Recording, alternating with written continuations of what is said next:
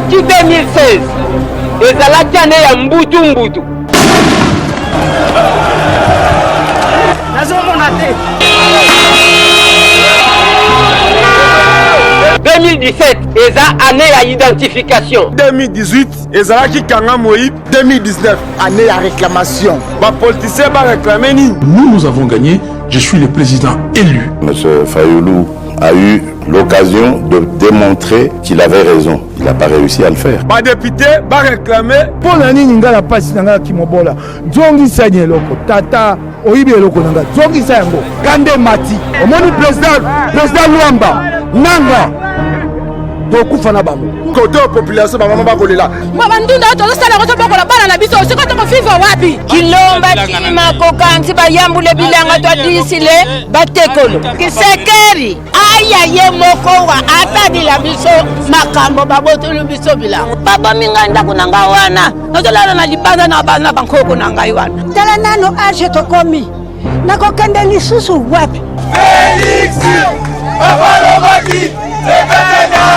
Peuple congolais a réclamé. Ba travailler bazona na libanda lokola ba makaku, c'est intolérable monsieur, intolérable. Nous sommes où? On est où? C'est dur, c'est grave, intolérable. Président Félix, tolinga changement oye. Suko makambo otalonga boy. Année ya réclamation. Bande ko ba kolela. Ba chinois, ba libanais, bazonyo ko la biso bana Félix. Balé biso pendant 11 ans sous-traitance et coup photoboy sous-traitance. Félix Tshisekedi avec beaucoup d'honneur. Que de mettre ces gens-là quittent. Tosali 12 ans d'esclavagisme dans Mboka Oyo. Salaire et à Malungé, Zate, transport, à l'opération 1000 francs. Tovotaki Papa Chichi. Papa Chichi wana akali samada papa ne adobaki. Prière na biso Congo ya bankoko etikala moto. Lelonga epenge Fofana, lelo nazo représenter mwana mboka Eliezer. Na lelo okomona naza a face ya mwana mboka abeshoni na ye na moko bazobenga yoka son soko somi mutuka malamu soki ezobule kitoko basango msapi yoka son lelo azolandama na États-Unis parce que mwana mboka Eliezer ake na soin mais kisi moko ebanda kobikisa ye soki ayoki aka yoka son azotama mu Italie mboka yango lelo bazomérite kolobela mwana mboka Eliezer absence na ye onyokomi mingi na kodefendre lelo Eliezer azokita mambo dimanche mwana mboka eza azokita na 17h boyambi message wana ndengeni bon ya liboso bandeko na ngai bao balandaka makambo ya baoyo bamesana kolanda yoka son je nalela bino makasi nalingaka bino mingi yoka son c'est bien moi donc nalobi que eloko makasi ezosala pasi bato bazali kosiinquiéter na dossier ya ndeko Eliezer biso tosepelaki tokoki kosepela na eloko wana azali te azali mutu oyo amoni pasi pendant Tshisekedi wa Mulumba na campagne na ye na 2011 asala yango tomona yango sacrifice a jamais libre tolanda événement ya Tshisekedi wa Mulumba direct na RTV donc toyebi masolo ndeko Eliezer asali na ngoko tokoki kopermettre eloko na ye leka bongo te tokozala wana dimanche mpona koyamba mwana mboka ndeko Eliezer bandeko azoya vivant o akufaki ete kokufa na kisi na eza ya poison te ngonga na ye kokufa ekoki nanu te soki nzambe apermettre te ke mokolo tele ndeko Eliezer azokufa ndeko dai mais pour le moment nzambe alebi ndeko Eliezer aza nanu na bomoi aza nanu na vie oyo akoki kosala yango biso azali mwana mboka oyo azali kotravaille tozali na ye même moral tozoyamba ye biso na IDPS ngai yoka son naza toujours na moral et puis esengo makasi na koyamba mon elombe oyo tobunda na ye oyo abunda de plusieurs années na kati ya lit tozoyamba ye maboko polele ndeko Eliezer oyo bakanaki akufi biso nyonso tous les Congolais esika bozali ezala ya poto oyo bazali kotuna ngai ndeko Eliezer akufi te akufi te ngai na lekaka na media moko na lekaka na ndeko Eliezer aho na yebisi bino ke ndeko Eliezer aboda ye te puisque mission ezali ebele azokita dimanche biso nyonso ngai na bino tokozala biso nyonso alake donc tokende dimanche soki akokita lokola azokita na baprès-midi mais biso déjà dès 12h tokozala kuna na koport po bayoka nini bakoyoka nini ok yango na sengi mobilisation ezala makasi po basentir ke te bakeye koyamba mwana mboka ndeko Eliezer azali moko oyo tobunda na ye de plusieurs années atendaki maladi mais abiki basouetaki adaye donc lokola profiter automatiquement il faut to réserver accueil moko chaleureux et là boy été comme ça boyo kanene donc nazozela yo potosala musala ndenge sengeli na toyambi yo na maboko ya kofungama j'ai dit et je remercie papa Eliezer oza vieux oza grand frère tala lelo komba ki grand frère Elongwa et komandeko poza na amour ya mwana moke mukolo et j'ai même ma tête à couper au Tigali c'est le meilleur journaliste na Congo minute oyo ozo lutter pour instaurer un état de droit. Les autres yo mo moni ndenge ba pengwi, les autres yo moni ndenge ba komi kofinga bango, ndenge ba ke kolia mbongo ya ba place ba liarate. Mon vieux toza ensemble na yo partout na base ba lobela kana yo. Na IDPS to reconnaître ka mutu so ka kufite. To reconnaître ka mutu tanga za vivant. Lokolo zo ya dimanche awa ndeko na biso Fofana na papa na biso cameraman ba kiti na terrain na base pona kosala programme ndeni to koyamba yo dimanche okomona biso to koyamba yo Kinshasa moto tambolango pona lokomo na yo yango na koloba lisusu papa Eliezer vraiment nzambe apambola yo esenga maki selon volonté nzambe ba telo poison mais malheur nde na muto yo atelo poison poyo biki na yo donc esenga maki o tia poison pote nzambe alinga to bona ba dimension musu esenga maki bongo poison ya na volonté nzambe mais nde malheur na mutu oyo aza canal au poison yeli kaka ndenge bateka Jésus Christ elo ngana ngana beta c'était à propos ya mutu oyo aina idée ya ko poisonner les biso fils d'une ya IDPS parce que musapio eda yo toko kozala ingraté soki mutu aelelo na IDPS aboyi liti mwana mboka Eliezer tambasali pona biso seke ngravane c'est ingratitude. La opposition a ça la biso a comment plus fort le soit la pouvoir quand même que a ça votamé la liste IDPS mais ça moi na biso to robo été to souhaiter un bon retour na e ngana ngana le bina avant le babiso na bingai na bozala mwana mboka honorable le député national ndeko Eliezer azoya dimanche okola ozoya dimanche biso IDPS to réserver accueil à malamu, accueil à bien. Nous avons les jeunes EDPS, nous avons la ligue de jeunes EDPS, nous avons mobilisé les gens dimanche, nous avons à l'aéroport. Il faut que nous combattre. Il faut que nous diaspora.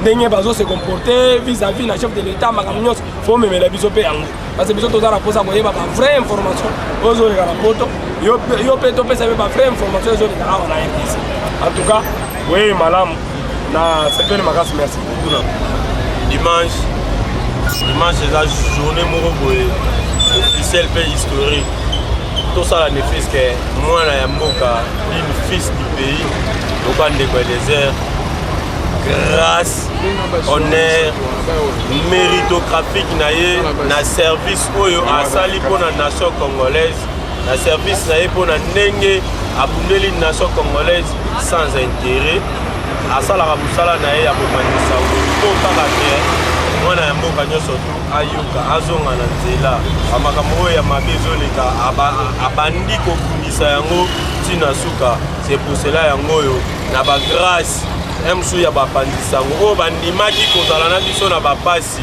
o basoutenir le peuple congolais sans intérêt yango lelo tozwi un vrai président digne fils du pays comme ndeko son excellence Pachi Béton donc yepe ndeko Eliezer parmi ba fils du pays oyo omoni ke na série wana ezaki opposition otali ke a journaliste et opposition babenga journaliste ya IDPS babenga journaliste ya opposition na ba place basanganaka na bato na bango bata majorité ya kotanga te parce que point nini achaki ye blocage moko ye a se limiter ka l'opposition mais aboyaki pété à bannir la paire le quoi ndenge Tshisekedi le père paix à son âme thanks Etienne Tshisekedi il pas à bannir ses pères avec Akewi avec Congo avec RDC na politique na rosala que peuple congolais à réagir, à comprendre que mboka na eza ndenge nini azongi vivant azongi na mikakatolote azongi na nini donc to rendra toujours grâce donc ils a prié kaka merci Seigneur merci Seigneur merci Seigneur donc ndeko Eliezer c'est un fils du pays mwana mboka tous les Congolais base na yango ezala awa yango moni ndeko journaliste aye awa aye soana biso d'ailleurs biso tokomema sango déjà na baparlement debu nyonso ya IDPS ya Tchangu dimanche na 17h tokende koyamba mwana ya mokongo nkoba oye moraza mokongo nkoba balukaki baatake ye bazalaki na posa kofaire écarter na scène politique po azali journaliste international azali journaliste politique azali moto aza na mayele ya politique aza moto aza na mayele ya kokamba baoyo baotalanga bajournaliste wana oyo balingaka koloba pampamba na TV bayebi ke ndeko Eliezer nde azali moto asalaka bango bakoma na posa ya kosala mosala yango yeyo azoya parlement debu nyonso ya Tchangu babase nyonso cellule section fédéraux ya Tchangu tokozala wana na 17h parce que eza ero tokutaka baeglise ero déjà baréunion cellule na biso baseli na biso silaka nga moko mpe président cellulaire ya quartier 3 nakozala wana ensemble na bandeko nyonso ya cellule na ngai tokende kolakisa bolingo na biso na mwana mboka journaliste oyo alitaka contre état de droit journaliste oyo alingaka salite te mboka oyo ezali ya ye azali moto oyo azali député éli brillamment baoyo nyonso baélire ndeko Eliezer basangana lisusu ensemble na biso kuna na Tchangu tokende koyamba mwana mboka tolakisa ye bolingo mpe susi oyo tozalaki nango mokolo ya dimanche na 17h. Mwana mboka Eliezer osenga toujours mobilisation na peuple congolais oyo alingaka ye parce que boyebi ndenge adefendaka te même nga nazala na baprison nasolaka na ye tant aux autres m'appellent Libando que non, les ailes a posé problème dans mon cadeau. Pour vous dire que non, à vis-à-vis la logique vraiment, au papa m'a habité d'abord, aucun la base. Pour vous dire que non, tant au monde que non, ils ont vraiment pour venir pour des chapeaux, bon retour, tout comme ça en Nzambe, talaka. Tant on a besoin cela veut dire qu'à vous là faut comme ça un message bon et que du progrès pour arriver à ndeko Eliezer Tambwe mwana mboka au business to yebi que moto que tu battre na campagne banana bandi tout ça les makambo belé to ya minene na mboko yo donc Eliezer a mutu moko boye tanga bimaki et puis ça biso bina pasi que non Eliezer azoki ma maladie oyo bandoki badongolo miso mboko oyo bazwaka toujours que moto azotravaille une éclairée population bango bazaka toujours au cassé balingaka toujours au cassé yango nomonaki esengaki ndeko Eliezer akili mwa checking na ndenge libanda po bake kolongola mwa eloko mabe na nzoto na ye bon etake biso aidi Congo kaka ndenge président nanga mokato auti kolobake non donc retour ya ndeko Eliezer etake mwana mboka atuka kosala biso bena plaisir ya trop komona ke non la batao nyonso tosali na biso libanda ya mboka na ndenge tozali kolandela na ndenge tozali kolandela bainfo koma ndenge nini santé ezo évolue bon lokola ye moko sikoyo na minute oyo santé nzoto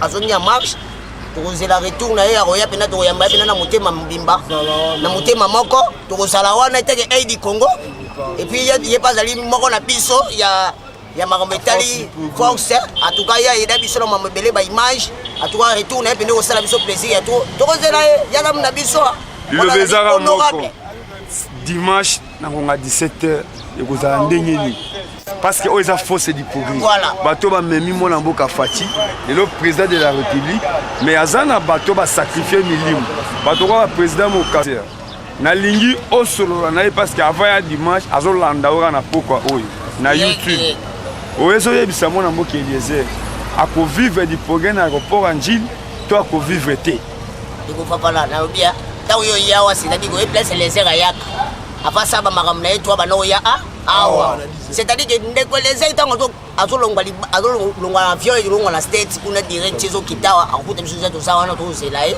etake collègue na biso etake ndeko na biso tobunda une élite komba moko rini moko c'est-à-dire que ntango yazoya awawa ndeko Eliezer place ozali olanda biso dipoke tozali awawa donc topesi yo vraiment merci biso tozali bato oyo yo oyebi tokundeli mboka oyo elongo na yo biso tokokobosana yo te donc retour na yo tokozela wana aéroport ya Njili mobilisation kozala makasi en tout cas biso tokokadre kitoko ti kino tokokoma na temple na tokomi wapi place nyonso tokosukela même na ndako tokokende toujours elongo na ndeko Eliezer etake mwana ya ndako azongi na kata palais tokoyamba ye kitoko talaka ndeko na biso asepema mikolo ebele libanda na pasi atuka tokoyamba ye pena na esengo epuis azongela mosala yeke honorable amatisaka toujours nde tomatisa na ndeko Eliezer wana za kombone nene ningolekisa na nkoi donc Léopard na po okitisa Léopard foza pena mobali mpo wana za mwana kolo lupangu baoyo nyonso basalaki wana nzambe ye moko amonaki nde alobaki non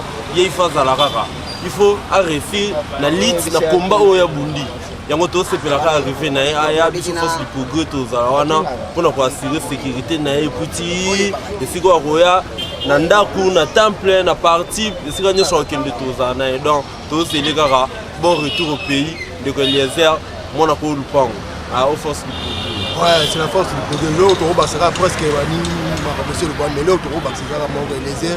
Biso to tika auto puisque to za kino e bandeki no suka ndenge ma assistance ba malade to ko sisto manger physiquement mais même moralement spirituellement to za kazi na retour na oyiba to cadre ndenge to misana ya bisote jusqu'à na temple ti to le capacité to za no sima wana mwanda wana force du progrès FIFA force du progrès FIFA force du progrès FIFA état de droit zéro corruption le peuple d'abord ouais banakin toana sango ya esengo wana ezali sango ya esengo koyamba ndeko Eliezer nzamba walesa asali grâce nzambe ya tikotak nzamba walesa asali mpona ndeko Eliezer bana kini biso tout na 17h na aéroport ya Nzili mpona koyamba ye okumba ye ntina ndako na ye ndeko Eliezer alobelaka biso baboto ya mno lupango alobeli basala boya lobeli nani bo asala boya lobeli nani ba wanga nani bo alobeli en tout cas nzambe wana ya walesa asa sima ndeko Eliezer omoni nzamba walesa asa toujours sima na ope asali tikotak oza ya machine kakol sebondo ya les rois de la forêt maison mère fanatique tout ya les rois de la forêt biso na sima ya ndeko Eliezer to keno ya mbaye na aéroport na 17h Kobo Sanate, rendez-vous dimanche à 17h. Kobo Sanate, merci beaucoup, merci beaucoup, merci. Check. Je souhaite tous les Congolais le dimanche, Batno Sobaton dans l'aéroport de Ndjili, pour toi Koyamba, honorable Eliezer Ntambwe, moi na Kololo Pango, à Oti, États-Unis, à Zoya, Bissonos Toza na aéroport à partir de 17h. Tona koyamba honorable na biso atiki biso mikolo ebele azaki na ba soins médicaux mena nzambe asungi faut azonga force po ya kosala mboka musala. Merci beaucoup toza na report na 17h biso pe tokokitaka 18h tozokita ensemble. En tout cas lelo natonda mini singo vraiment lelo mbote mingi mwana kolo lopango ndeko Eliezer Tambwe Gama mapoli lumumba na ba membre nyonso RDC monde totunda mini sengo vraiment pour na retourner na Kinshasa. Ndeko Eliezer Tambwe azali l'initiateur RDC monde ou batoso ba na monde entier et puis il est vraiment membre actif aussi de RDC monde. Donc lelo na yekopesa esengo na ngai na ba peuple congolais na monde entier que totunda mine sengo vraiment ya makasi pour na retour na yo mona kolo pango. Merci beaucoup nzamba akumisama ayoki ba mabonde na biso. Et puis kala mingi te ndeko Eliezer tozokuta na kata Kinshasa pour to finaliser makambo nyonso o tozoya kuna ngai mama Pauline Lumumba na ma délégation RDC monde tozoya kuna na Kinshasa na mois prochain pour to finaliser makambo. En tout cas bon retour na Congo. Yo mwana ko lupango na kati ya mboka na weze simba osakana te. En tout cas kala mingi te tozokuta na ndeko Eliezer, merci. Alors là c'est bon, t'as mis. Bote mingi na bandeko nyonso tu ya Congo ezali ngai wa bino ndeko Mpangi Richard oyo na vani mingi bato bayebi na Milouze lelo oyo na ye awa liboso na bino pona koyebisa bino pe pona kosenga bino ete wa bino mwana ndeko leki yaya oyo abengami na kombo ya ndeko Eliezer akokoma na Kinshasa na 17h le 18 na 17h ndenge bino nyonso tu boyebi ndenge toyebi biso nyonso ete azalaki na États-Unis pona akende ko se soigner mais nzamba sali ete azongi nzoto kolongono donc ndenge bino nyonso tu boyebi ba oyo nyonso tu bayini ya Congo nyonso tu oyo balingaka te ke non bato oyo baza ko défendre mboka wana ba défendre mboka wana ndenge longo bani bato nyonso tu wana baza na pona kosala mabe na bandeko oyo ya biso. Alors biso pe tokotika te, biso pe tokolimba te, po toyebi ke le peuple gagne toujours. Donc ils ont bino de compagne Richard na sengi bino vraiment boya ebele na 17h dimanche na 17h boya koyamba o bino ndeko Eliezer Mutambo Mboshi. Merci mingi pe etikete Nzambe azala na biso. Merci. Je fais appel à tous les Congolais, venez nombreux. Papa Eliezer est de retour. Il vient des États-Unis d'Amérique. Venez nombreux. Ah bon, pona biso ba mama sola toyoka kina nu passe na koyoka sangwana ke baptela ki ndeko Eliezer poison. Siko lokola kendaki kozwa soin Nzambe asungi azoya tozana esengo mingi po Nzambe akonfirma ini na ye oyo balingai koboma ye. Lokola azonga ya ko continuer musala na ye pona peuple po yenda lobelaka biso. Yende biso totielaka motema po soki tozana likambo tokokende pa na ye po ezwa solution yango tosepeli na kozonga na ye. Bango bandeki kolobaka kozonga na cercueil Nzambe atalisi bango ke maloba na bango ezalaki ya ye te. Maloba na bango ezalaki ya ye te, ye aza Nzambe ye atelemaka moto asuka mpona koconfondre bayini ya Eliezer yango akonfondre bango azongi en vie po Nzambe aza na bomoi. Bonjour monsieur. Comme on a trésor Pembele. Ah, tout ça na Mbinza zone na quartier Finda, commune Ngaliema. Tala ndenge biso bana ya Lukunga to se mobiliser ki bodo zo amolobe na biso ndeko Eliezer Ntambwe. Kasi bango na beba na sima. Ba ngabe basawa bango bateli poison. Kasi Nzambe ya confondre bango. Toki sango ke président ya biso Eliezer azozonga na mabele. Yango de ko senga sensibilisation mobilisation na ba eline nyonso o voter ki massivement. La ba Congo tout balingaka ye to se mobiliser poto ndeko kozwa président biso Eliezer azonga na mabele à côté musai na kimia nyonso. Bon sango ya papa Eliezer na yoki ke o ba poisonner ki muto ba poisonner akozonga na cercueil ndenge nini cercueil za pona mutu nyonso ya ko kozonga na cercueil te bazela ye soki akozonga na cercueil ya solo nde bango balobi bazela ye bakomona soki akozonga na cercueil ya solo. Bon toyokaki yango bato balobi nde bamesana bango koloba mopona biso toyebi ke lokwa biso tondimaka tovotaka na motema moko o poisson o bango babi eza ya bango nde o bazokosala na motema mabe yango na biso mpe tobaki ke soki akufi tozozela ebembe na ye na cercueil kasi soki mpe ayeka bomoi aza ya biso po tokoki kondima te ke mutu soki azwi asali malamu bandimaka te bango balingi bamesana bamiyibi moyibi aki ayibi mbongo population ezonyokwama moyibi aki ayibi mbongo bana baosufri bango balingaka bato ya ndenge wana mutu oyo azwa mpo kotia verité na mboka kobongisa mboka bango balingi ye te koya na ye tokoyamba ye mpo amwana Kongo biso nde toyambaki aza étranger te baétranger kutu tozoyamba bango tozobomba bango bongo mwana oyo ya biso ya Kongo abotami na kati ya Kongo tokoboya ye mpo nani.